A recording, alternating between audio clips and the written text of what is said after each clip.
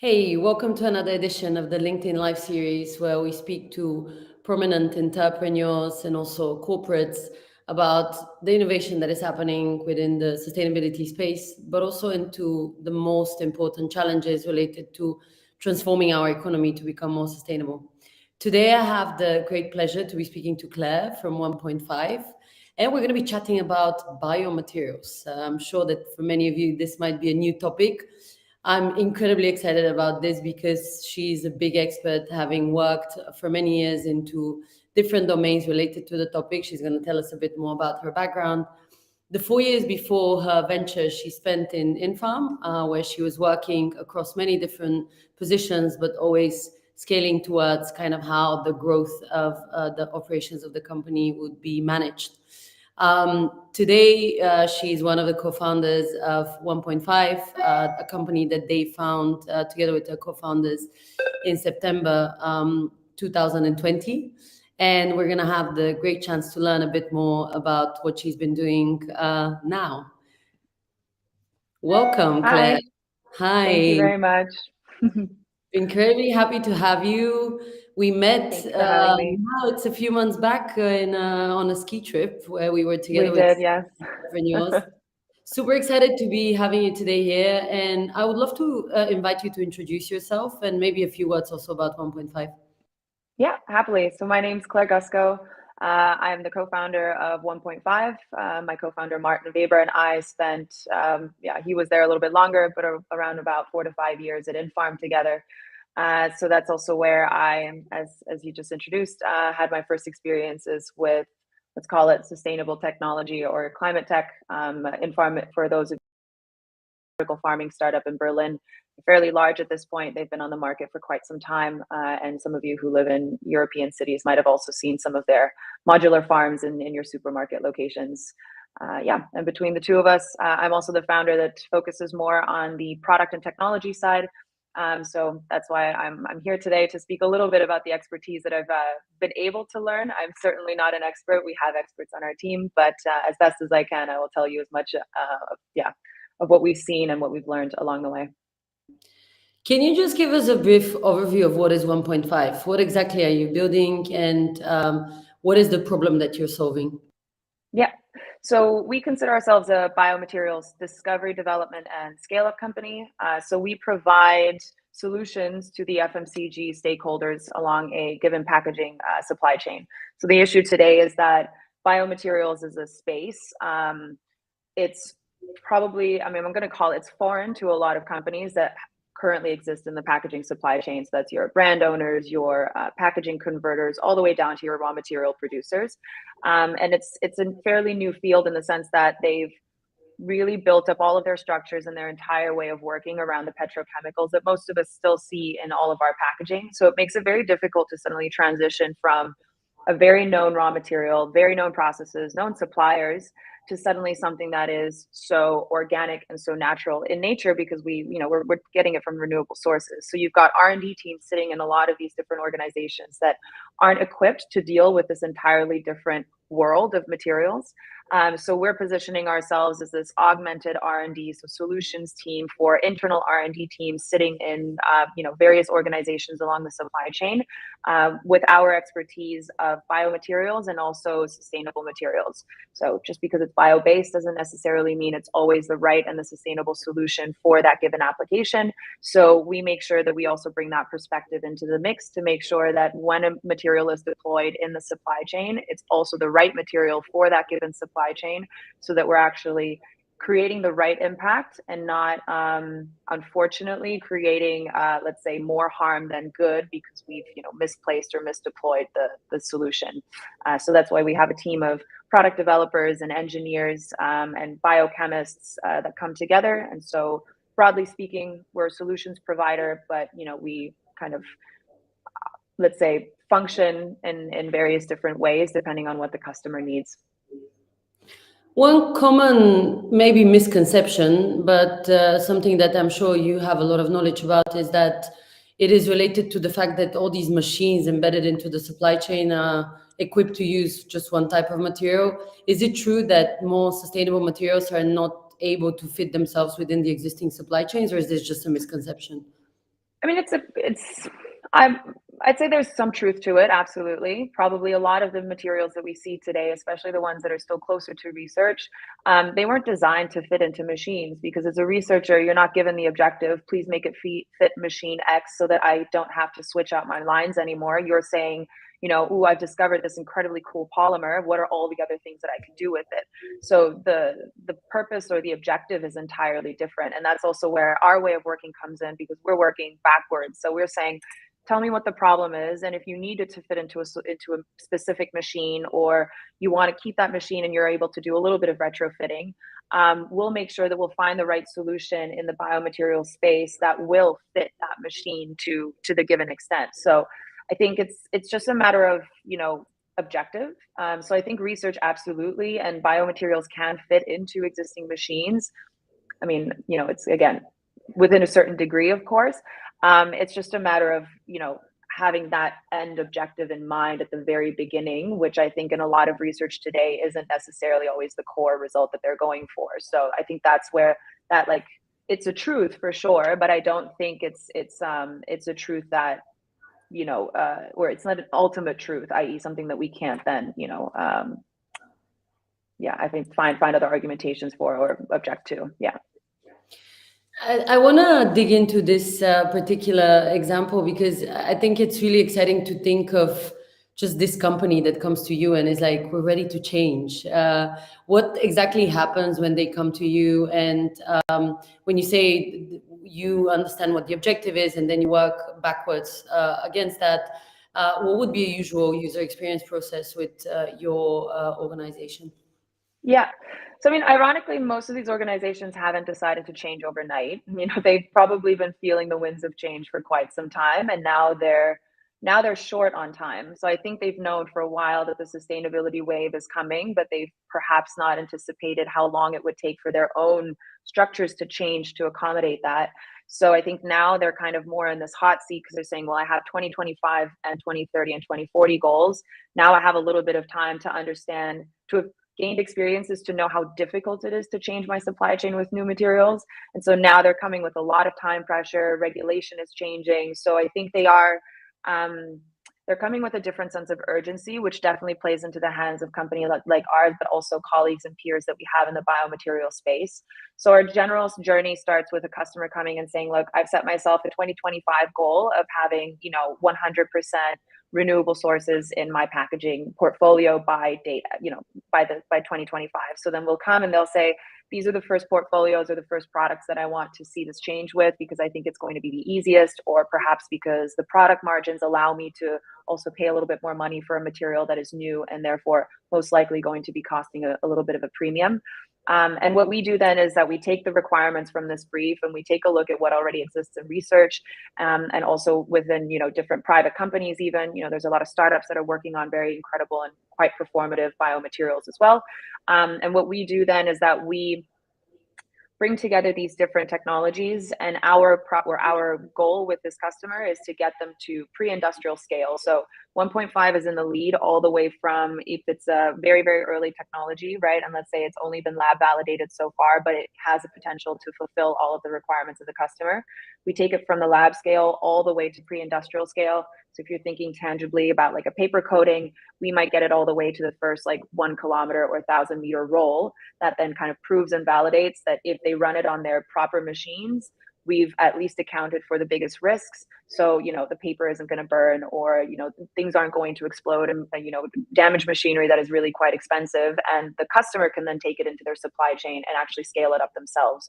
So we deliver materials, we deliver the prototypes, we deliver all the different steps in between. And that's also something that until now customers needed to navigate themselves, right? Either with a really, really competent R&D team or with the university partner on the side. I guess with us, what they're leveraging is that we're kind of a multiplier, right? Rather than only having to go for one partner or one technology and hope that that's your bet, they're multiplying their bets, and they're multiplying also the amount of people or the amount of exposure that they get to their problem, because we are that multiplier, right? Because we're saying we're going to take a look at everything and anything that could fit. And as long as it fits the requirements, our system that we've built as well, that essentially does that matchmaking for us, we're going to see if it works. And then we go into rapid prototyping. So that's essentially the full cycle that we go for with the customer. So at the end, they're walking away with a protocol or, or with a material that they know they can then also then spend 1 or 2 years actually implementing in their supply chain, because we've taken it to the point where they no longer consider it a risk, but it's actually a very normal supply or material that they can then just bring into the fold, so to speak. You mentioned regulations. Is there a lot of regulatory pressure at the moment on companies that have any usage of materials? Is it actually something that hurts the bottom line, or is it still, a nice to have kind of an idea that you become more sustainable?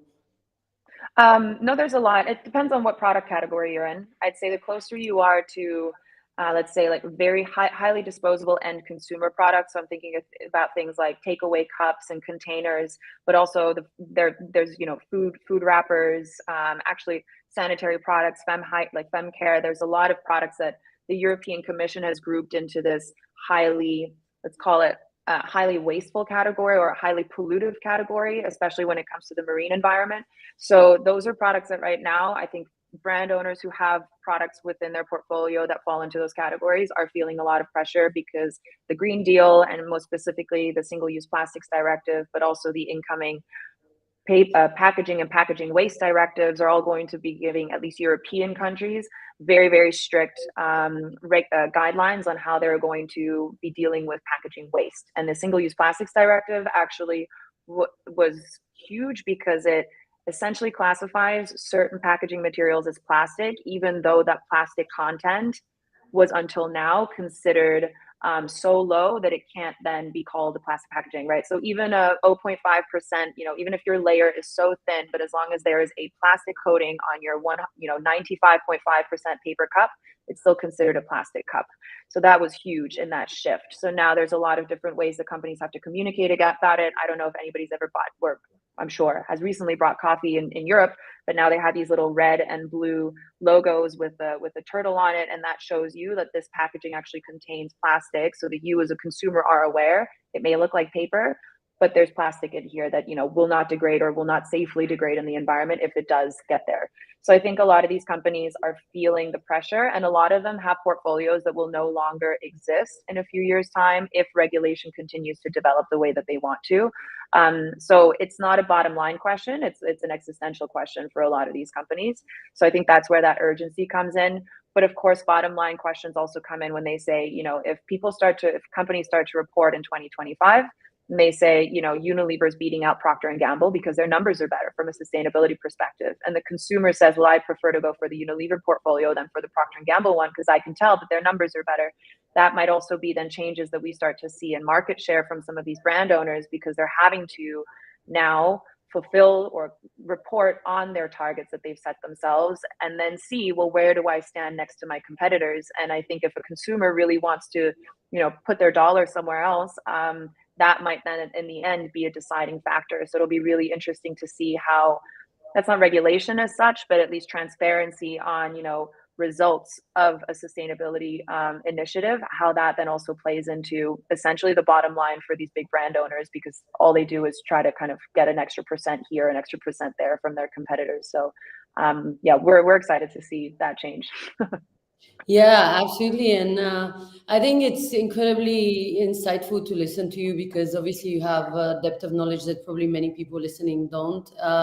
So just maybe to bring it like a step back, is there any plastic that can be considered good? Is there any of these materials that we use on a disposable basis that is good for the environment, or at least it fits so nicely within the waste management system that it is ignorable in terms of its negative impact? Yeah, I mean, if we could say plastic as your standard petroleum-based plastics, right? Your polyethylenes, polypropylene, PET, right? Those are the standard ones that we see today. I think there absolutely are applications where you should be using plastic, because it's all a matter of give and take, right? And it's actually quite mathematical at the end of the day. You should be able to calculate whether the savings that you can make with a plastic that may protect your product better at some point outweighs you covering it or protecting it with a less performative but therefore bio-based alternative, right? Because at the end of the day, there's a lot of energy also that goes into things like foods, right? So if I suddenly have to give up the protection of food, which also takes resources and also has its own emissions because there's energy and other inputs involved in creating the food that I'm eating, if I can't protect it to the same level anymore, and that means that people are throwing it away at a higher percentage, does that then really outweigh the fact that I've been able to get rid of the plastic simply because it has some other drawbacks? So I think that's the difficulty that you find yourself in the biomaterial space, and it's a constant struggle with customers as well, because there's so many assumptions and there's so many half truths about what is good and what is bad. But at the end of the day, you should be able to just calculate, what am I inputting? What am I getting out of it? And at what point does what material no longer make sense? Because the inputs simply outweigh the desired result, right? So I think there are applications where plastics are definitely preferable, but I would always condition that with in certain geographies, right? It will not be preferable in geographies where the plastic infrastructure, the plastic recycling infrastructure is nowhere near as established as, let's say, here in Northern Europe. Still not super, right? But at least more established. So I think this question of what material and what, and for what application also should have as a third component, and in what location, because, circularity is highly regional. So plastic may be the perfect solution in certain geographies, and it's the absolute worst case solution in others. So that's another thing that when you're working with these global brand owners, you have to consider, is that, a lot of them have portfolios across different continents with different pieces of infrastructure.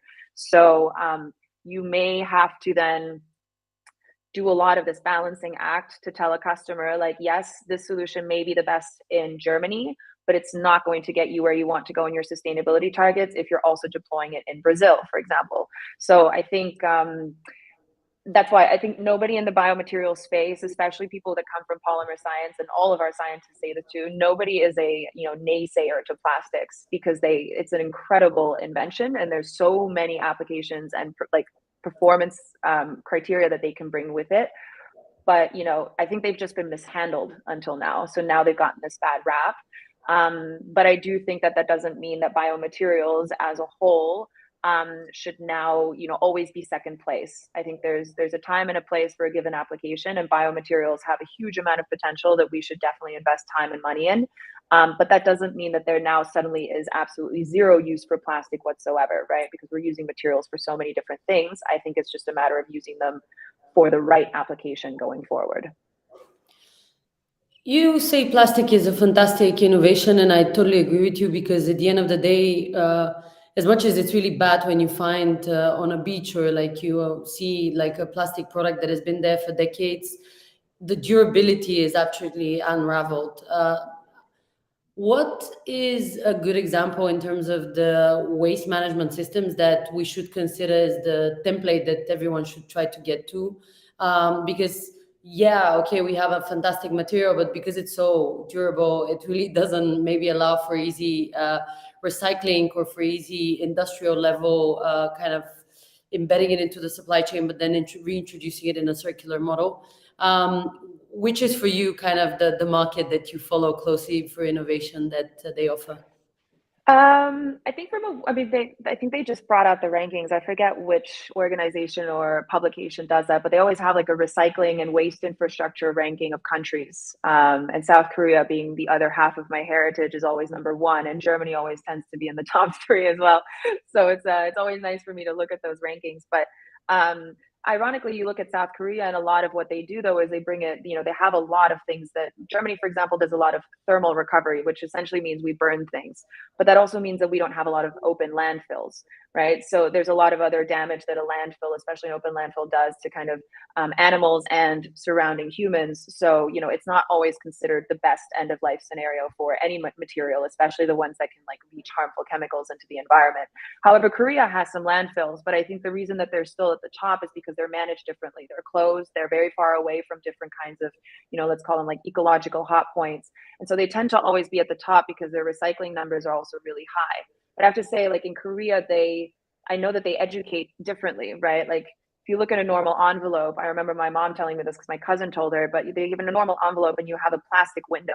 So in Korean schools, they're taught to separate the plastic window from the paper envelope and put them into two separate bins. They go that far that they actually do a lot of this sorting and separating. And I know that in a lot of Japanese schools, they're taught this too, because I guess maybe like high population density, if everything's really dirty, everybody's going to suffer. So everybody's kind of conditioned to think about how they're being wasteful. So I think from that kind of a perspective, there's some East Asian countries that do it incredibly well. There's also Asian countries that do it incredibly badly, unfortunately. But I think it's more a matter of education. So I think if I had to pick, where the crux is with most of any issue in like the circular infrastructure, especially also in Germany, I think it's just a lack of education and the lack of understanding of, where does my material go once it gets out of once it's out of my house. So I think from that perspective, Korea and Japan for me are certainly front runners, where it's interesting to see how they're applying policies and how they're also kind of tackling this on their own, because they're not part of the bigger, European Commission community or European community in that sense that has a lot of, knowledge sharing between the different member states. But I think at the end of the day, the brand owners that understand the more about where the material goes and what it's doing, I think if you look at the retailers, so like your Tesco's, your Marks and Spencers, and also like some of the German retailers like your Edekas and the Rivas, they have some pretty incredibly detailed circularity guidelines that anybody who's going into packaging design or any kind of packaging development should really look at, because they're incredibly well researched. They're very, very comprehensive and very thorough. And we use a lot of their guidelines internally ourselves to understand what is the market going to expect, especially the retailers who distribute to the end consumers. What are they going to expect from us being the partner to a, brand owner X? Because they're the gatekeepers at the end of the day. And if they're the ones setting the tone, and they're usually quite ambitious as well, then we need to make sure that we're conforming to what they consider is best sustainable practices going forward. So that was actually a little bit of a learning from me too, because I wasn't aware that the retailers were so strong and so committed to a lot of their sustainability agendas. I guess it's a way of also staying competitive, because at the end of the day, the regulation is pressuring, but to be at the forefront of your industry, you probably need to like skip the deadline of the regulator and try to be like a bit ahead of the curve, so people just notice your choice, because after that, everyone is going to, in any case, follow what the order says. Absolutely. Speaking of maybe just one example that I found to be quite interesting is the UK implementing the plastics packaging tax on April 1st of this year, which essentially encourages people to use the recyclable materials and eliminating plastic, which ends up, of course, in our environment. The tax is going to be £200 a ton on plastic packaging that contains anything less than 30% recycled plastic and is manufactured or imported into the UK.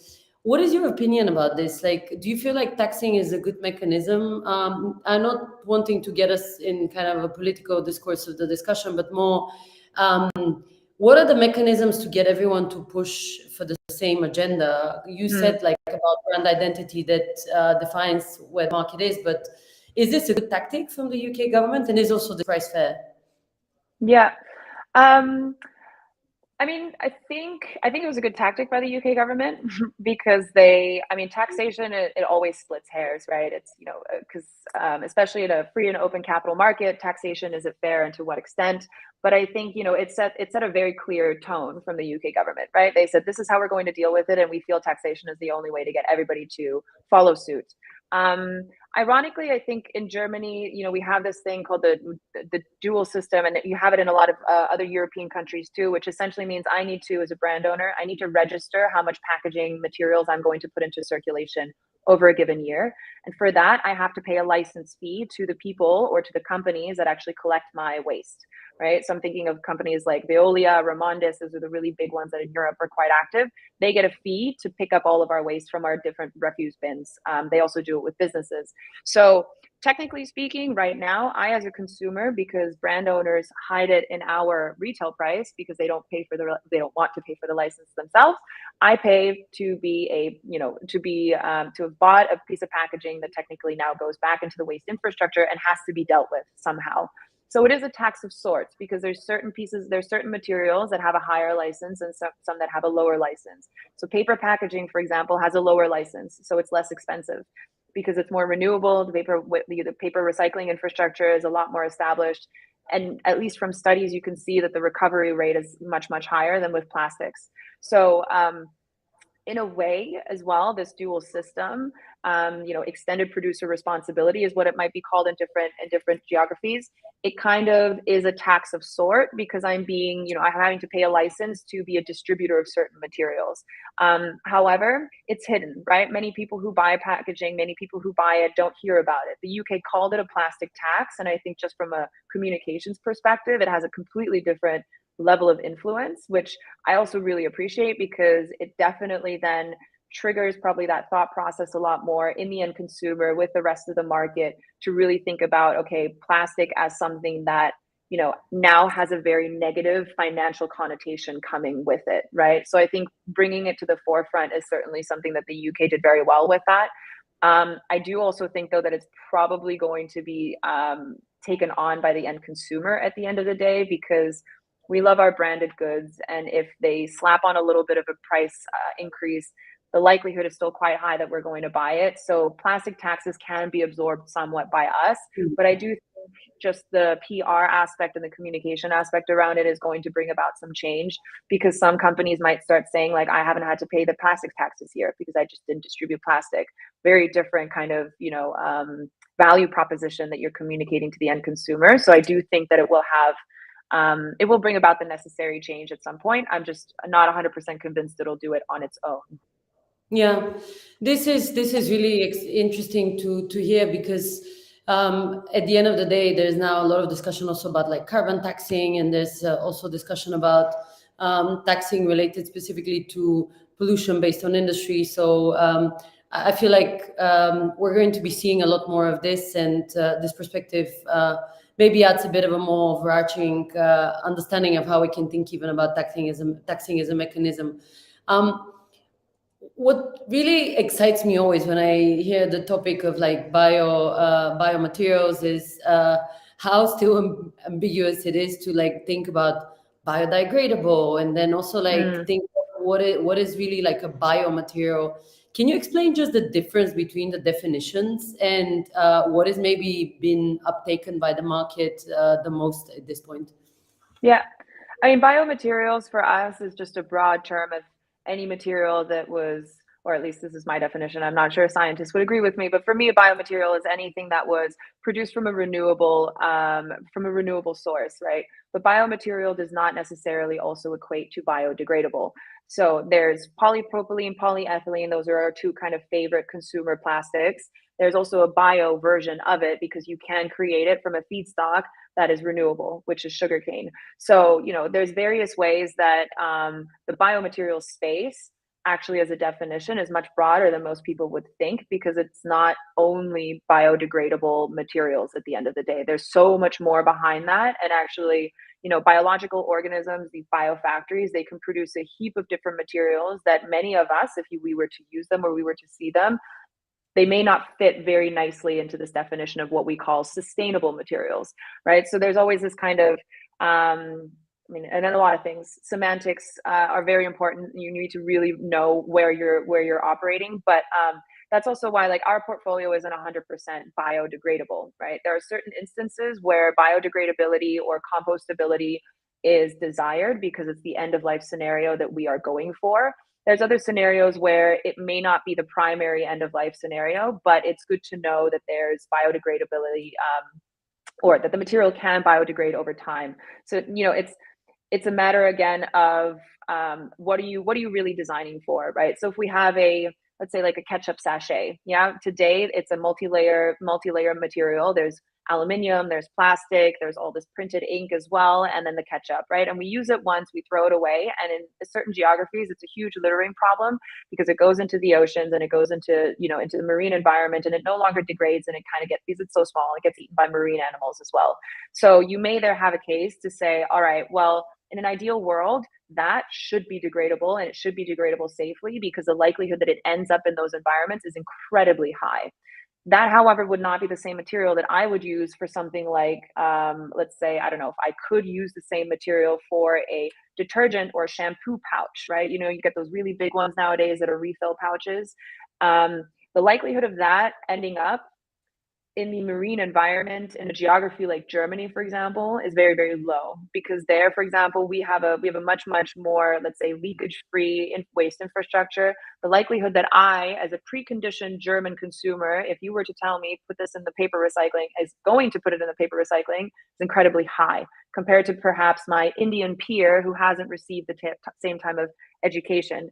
So, you know, in this case, if we were to say, look, dear customer, if you're only active in Germany or only active in Europe, the need for an actual biodegradable material may not be a priority, but a recyclable material is, right? Because you've got the packaging waste directive to worry about, you've got, you know, different kind of circularity guidelines to worry about in Germany itself as well. And on top of that, the likelihood that it's going to be flying around here in the environment is quite low. So let's not prioritize biodegradability, but let's definitely prioritize recyclability, and if it's a paper-based one, pulpability, right? Like repulp yield. So I think that's where kind of these misconceptions around biomaterials make it a little bit difficult, or also a little bit dangerous to have some of these discussions sometimes, because either there's a huge aversion to biodegradability because people were a little bit burnt by the PLA like boom, which was the sugarcane, the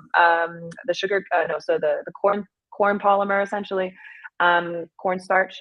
And so either they love it or they absolutely hate it because it caused a lot of damage for some, but also was kind of the birthplace for others, like companies like ourselves, right, who are now saying like, well, we can do it better, and we can kind of, you know, make sure that we don't, you know, do the same mistakes.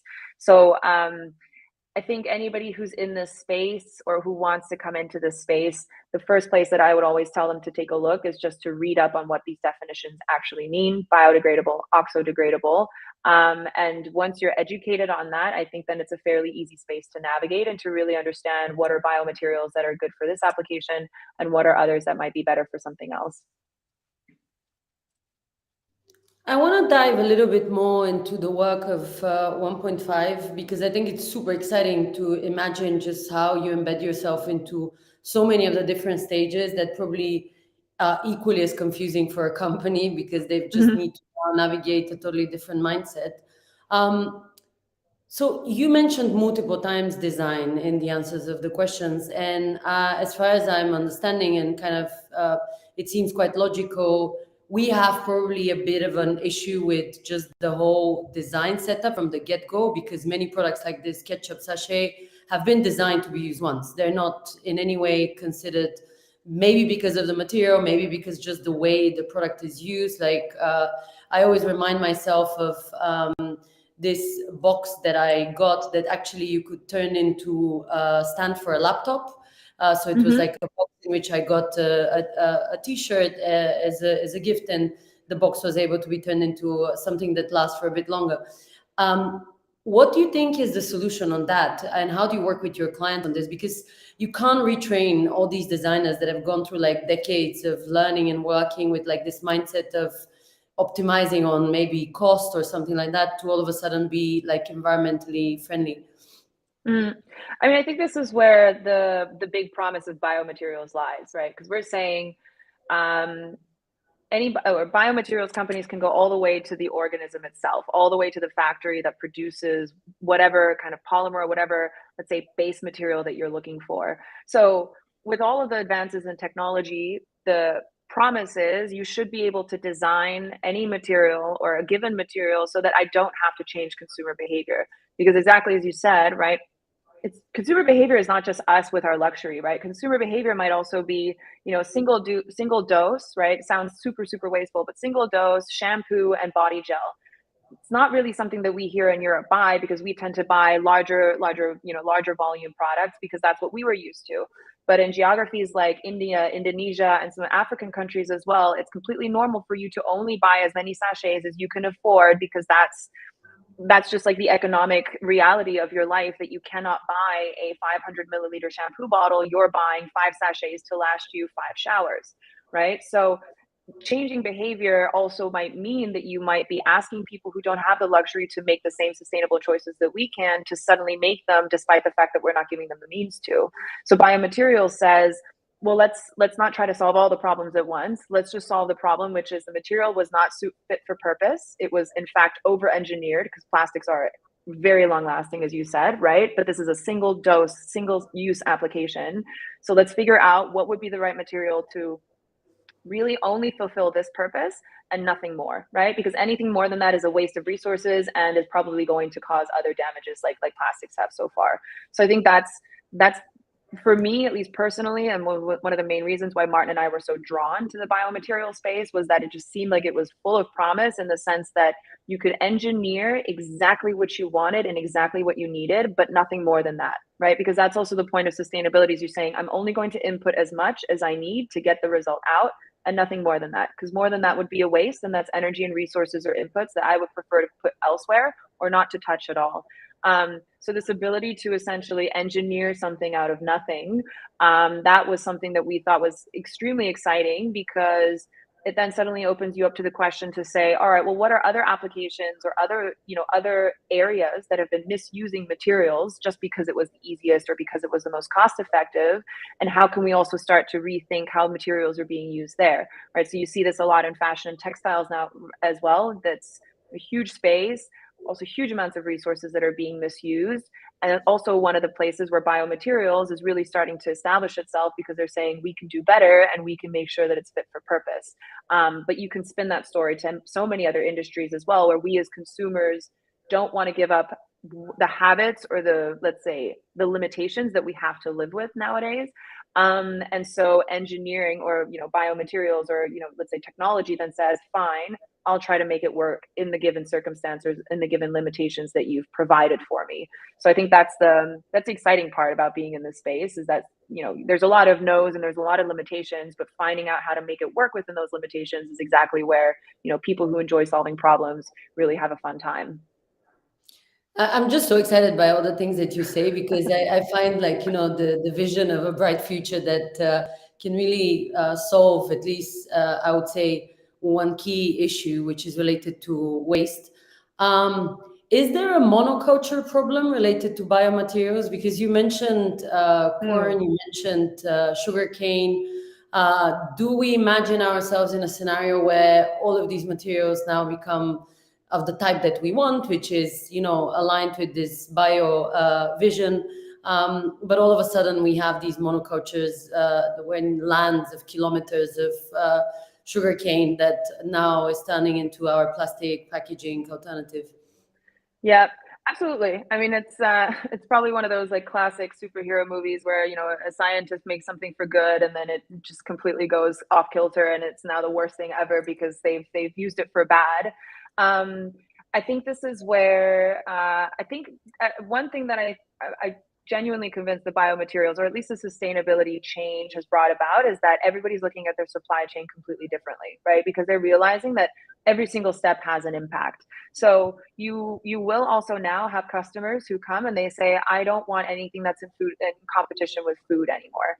It's a broad definition and everybody has a slightly different way of looking at it, but it's a first step to them saying, I also understand that the organisms or the plants that are feeding the rest of my supply chain, if it is a biomaterial that I'm using, also have a certain impact on the ecosystem and the environment that they find themselves in. So I think there's more sensitivity and more or awareness about how far your impact can go depending on what choices you're making. So I think some companies are definitely taking a very responsible approach and saying, I don't want to contribute to that potential reality where all I see now, instead of rapeseed fields in Europe, is I see, well, actually rapeseed we see now anyways, but you have these other monocultures that are just being cultivated for the sake of cultivation and not because we're trying to actually create a better whole. But yeah, I think the possibility is absolutely there. I don't know, probably again, like anything that's systemic, it's going to have to be, individuals, but also governments and, private organizations that all together have to say, we can't let that become a reality, because then we're doing more harm than we set out to do, or doing more harm than good. So I think I don't think it's a one stakeholder can solve it kind of situation, but it's certainly something that all of us should take a look at, because yeah, depending on what kind of feedstock everybody gravitates toward, there's a higher likelihood that that could become a reality. But I think there's also excitement in coming up with this. I mean, this is at least what we're always thinking about, is this like hyper, and this maybe is a little bit of our like Infarm time as well, where it's like distributed food networks, right? Hyper local and only using the things that you have here, but I'm not going to give up on the tomato that previously I was always getting from Spain, right? So Infarm said, well, we can do it here in Germany, in your neighborhood. So Martin and I often play around with this thought of having this like hyper centralized plastic supply chain, right? Where you say, well, okay, I know that previously you would have feedstock that was sugarcane from Brazil, because sugarcane just grows incredibly there. There's also some factories that are carbon neutral, because they not only farm and take the sugar canes in a responsible manner, but they also use that waste for energy and for heat for further processes in their factory. So they're actually able to balance out any emissions that they are creating by using more of the materials that they're actually farming and harvesting. So that's a really good practice, right? There's also some very bad ones. But we've also talked about things like, well, what if we use sugar beet in Germany, which grows really well here? And nobody thinks of Germany as a real cultivator or of biomass, unless it's, you know, trees or maybe, you know, kind of the classic Northern European plants that we have here. But sugar beet grows really well in this environment. And it's a great source of, it's a great feedstock for certain bioplastic production too. If you had a very regional supply chain in Europe, you could then say, well, I'm not going to be getting any types of feedstock from anywhere else. And you could tell a customer, your material itself was also created with materials that were grown right here outside of your doorstep. And you're not even having to deal with, you know, what is traditionally a very global supply chain, where things are coming and flown in from all these different types of places, and also causing different, you know, emissions.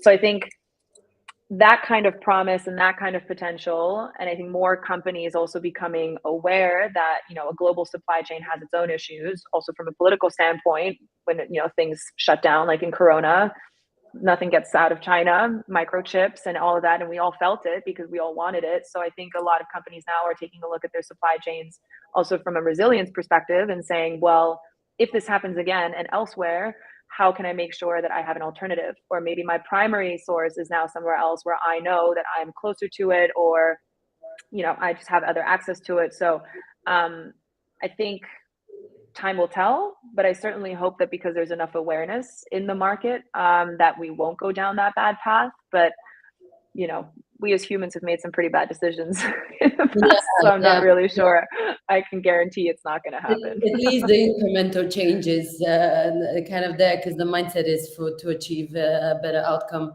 One question that we often get to battle with our clients in Plan A is related to cost, because we as a company don't push offsetting, but first decarbonization, and then if you need to compensate, sure, do it. Like, we have a bunch of project developer partners, but it is always like, how do you actually improve? And I'm sure that you also end up in discussions where it's like, yeah, but it's cheaper to get plastic. Have we achieved the cost optimization kind of curve moment in the biomaterials, or are we still not there yet because of the scale that has not been achieved?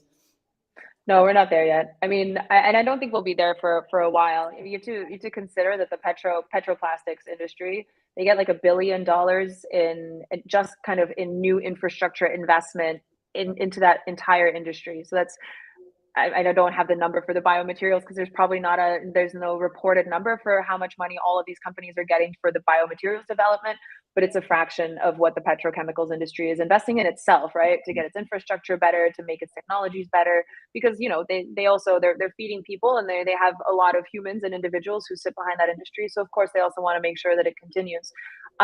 So I think just by that fact, we're not competitive at all on price just yet. But, you know, regulatory change helps a lot with that, because there's governments that are saying, I know that the odds are stacked up against you, so let me make the odds a little bit fair by taxing that the previous or the existing material that is always going to, at least for the foreseeable future, outperform you on price, right? So taxation, for example, does a huge part, or upping the licenses in a dual system also does a part. But I genuinely think that right now, at least all of the customers that we've spoken to, there hasn't been one that has said, I need this to be exactly the same price as what I'm paying today, because they're fully aware this is new materials. They're, solving other issues. And right now you probably can't quantify how much it's going to hurt the bottom line of a Unilever to be beat out by a Procter and Gamble if they fail to meet their 2050 sustainability goals. But any business owner and any business unit owner in that organization is going to be thinking of it, right? So they're probably thinking, well, maybe the few cents more per packaging is actually not going to hurt me if in the end I'm achieving all of my other goals and I can keep my market share. So I think there's a lot of internal give and take that they're putting in, and packaging right now and these materials are allowed to come at a premium, but also only up to a certain extent. So, we can't be calling ridiculous numbers, unfortunately, but that's fair because it's a business decision, right? So we also don't want our customers to feel like they can continue to sell these products if we bring in the material. But I don't think let's say it's no longer the question of, well, if you're not competitive with my current plastic alternative, we won't even have that discussion. And I think a few years ago that definitely was the conversation that was being had, which was unfortunate. But now things have changed and mindsets have changed somewhat. So we're able to capitalize on that as well, and I'm sure other biomaterials peers in our cohort are as well. This absolutely makes sense, and I think there's kind of a common maturity process that we need to go through. One thing that has been quite a prominent example that I've been using a lot when I explain to someone really visibly greenwashing has been this like plastic shampoo bottle that is covered in paper. Yes. If you cut the paper, then you see that inside there's plastic. Can you give a few examples of like prominent greenwashing cases? You don't need to name names, but maybe just some situations where you've seen and you've been like, wow, this still is possible with packaging and materials. Yeah. That's a Korean company. I think it was a Korean skincare company that did that. Yeah, I think that was the most blatant one, where it was like you weren't even hiding it, so that if the customer took it home and tried, that they wouldn't even see. So I think that one was just shocking, and they were totally right to have been called out, because if you're not paying attention that much, then you can't be benefiting from whatever sustainability claims you may have put on that packaging. I think the ones that I still treat with high degree of doubt, or let's say cynicism, are materials that claim to be anywhere close to carbon neutral, because especially if they're on the packaging, right? Because I'm like, well, I have no way of actually checking your supply chain. I have no way of actually following through and understanding if you did the numbers and if you ran the models to actually tell yourself that it is carbon neutral, because we've even seen a lot of LCAs, especially from customers, and we've seen a lot of different scopes of application, and you realize that a lot of this is unfortunately down to either how they've chosen to interpret the data or the quality of the data that they're working with. I mean, you guys must know this because all you're working with is the data, right? But it's shocking how much they will work with assumptions, or how companies will take a study that one time said one thing and then use that to extrapolate all of the other things that they're working on, and then claim that because of that their supply chain is whatever, carbon neutral or particularly sustainable or more sustainable than the rest. And I think I was probably in that vein before I started here, because I think a lot of people who maybe aren't in the space don't treat sustainability as a scientific field, right? Because there's so much behind it. It's a science, and a science means that there's ways that you can work with the data, but there's also things that you need to account for if maybe the foundation, or let's say the accuracy, is not where it is, and all of these assumptions that you're making, you may be able to kind of work with them, but that doesn't mean that then your statement is correct, right? Or that your statement is confirmed. So I think that's where I found the most shocking cases of greenwashing, where you're reading these reports, or you're reading these, so not even the materials themselves, but you're reading the way that people are reporting about their own sustainability, and they're not founded on any level of any scientific rigor at all. And you come from a place where all our scientists are questioned when Martin and I say things, because they're like, well, where'd you get that data? Or like, how did you confirm that? And we're like, well, we don't know. We think that it's right. And they're like, well, that's not good enough for us. You're going to have to tell us. It took us a long time to get used to it. But now that we've been conditioned to it, and now that we also hold ourselves accountable to that standard, that makes it really frustrating to see that there's sometimes, and also really big companies with so much money where you're like, wow, if I had that budget, there would be so many things that I could do with this that could then also bring out different types of insights and information into the market, and to see them kind of use it for when unfortunately then it feels a little bit more like a puff piece because they're like, sustainability and these are the ways that we're doing it, but it's not really founded in scientific practice at all.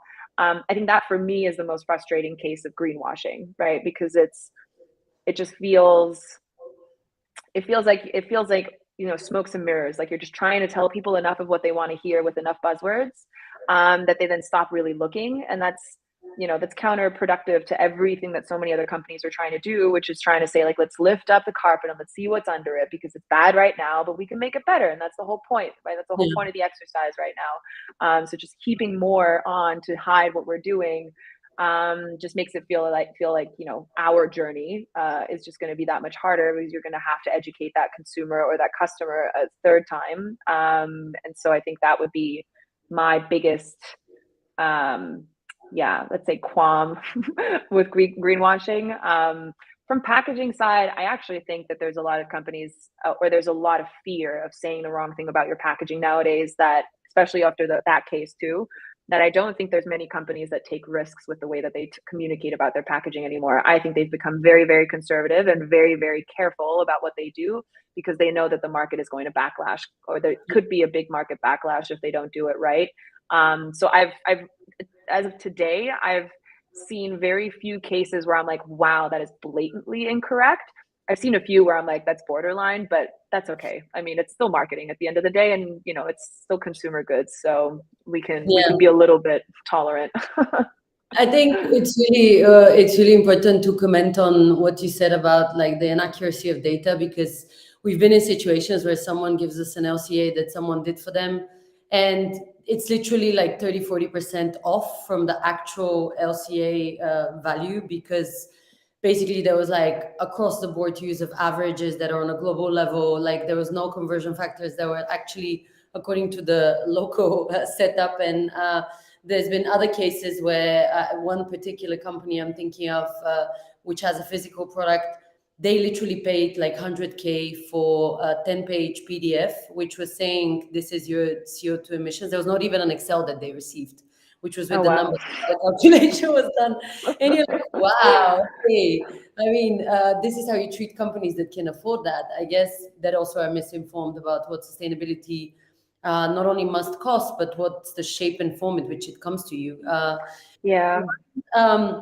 I want to, and I'm being mindful that we have only 5 minutes. I want to talk about the future, because clearly, like you are leading the way for a lot of companies to think about how they can transform themselves. And this is a really important job, because I think at the moment, from what we see in Plan A, there's a lot of panic in the market. There's a lot of businesses that are concerned how to navigate all the legislation, how to navigate this whole like labels and vocabulary that you all of a sudden need to use. And I would like to know what's your vision for the work that you do, not only with 1.5, but just for the whole industry. What do you want to see in the next, like, let's say 3 to 5 years? I mean, in the next 3 to 5 years, I'd love to see some 1.5 biomaterials out in the market. That's probably our main objective right now, to show our customers, but also, as you know, most importantly, our investors, because we need our investors to continue financing us, that we can expedite this change. We can bring out more materials at a faster pace so that we can get the impact in the market that we want.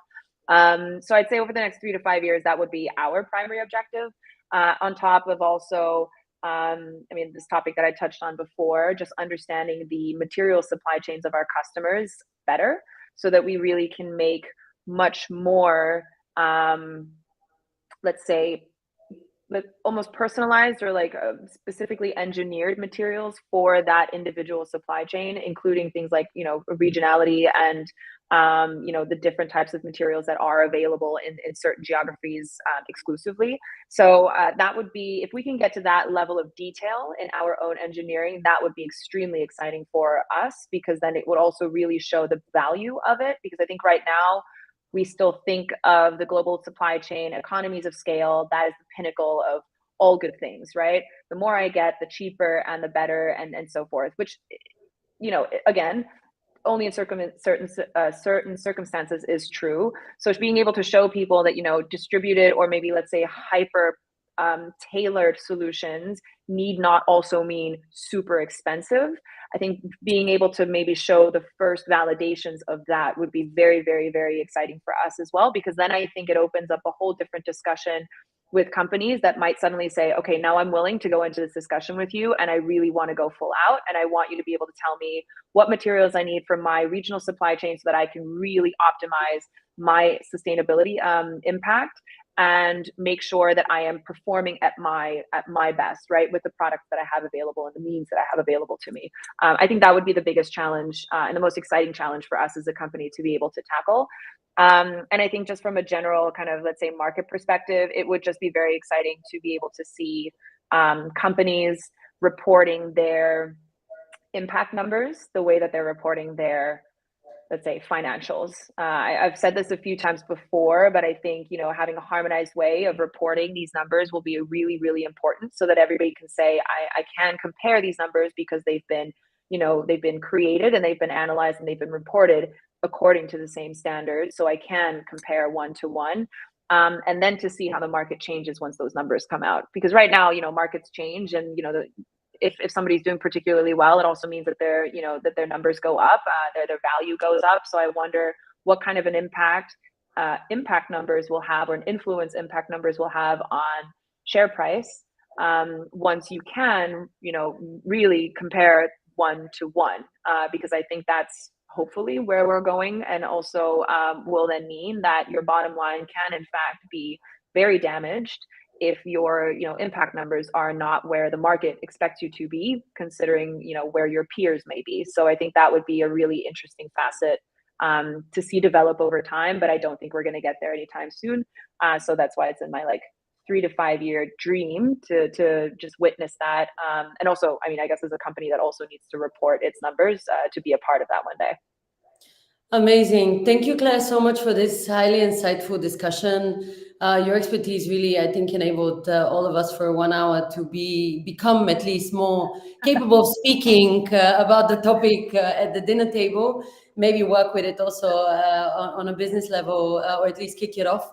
I would like to finish off with just one a bit more pop culture question. Sure. Obviously, we have a business audience here, sustainability professionals, board members, anyone that is interested in how to transform their company.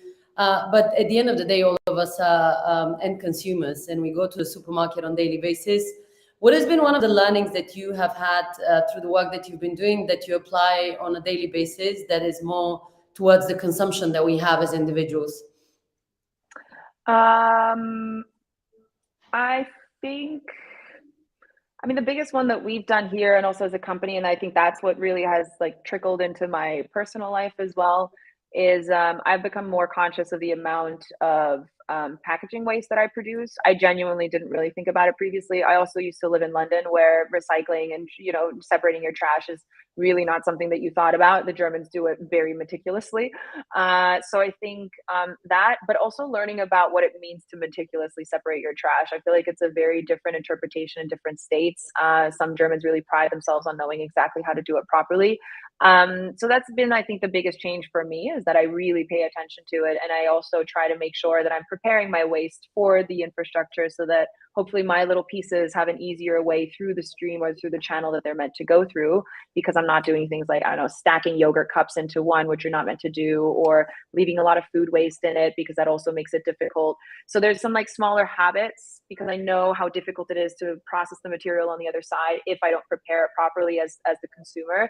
I think I'm more responsible in that sense. It's not the sexiest nor the funnest habit to take on board, but it's a small way of doing something good for the greater whole, as an individual contributor of waste. Amazing. Thank you so much for taking time to speak to us today. I look forward to learning a lot more about what's happening with 1.5 down the line. And to all the people listening, we have, and I say bye to you, Claire. Thank you for having me. Bye. I am going to show you now the next event that we're going cultivating the next generation of climate leaders. I'm going to have an exciting discussion, and I look forward to seeing all of you there in July. See you soon.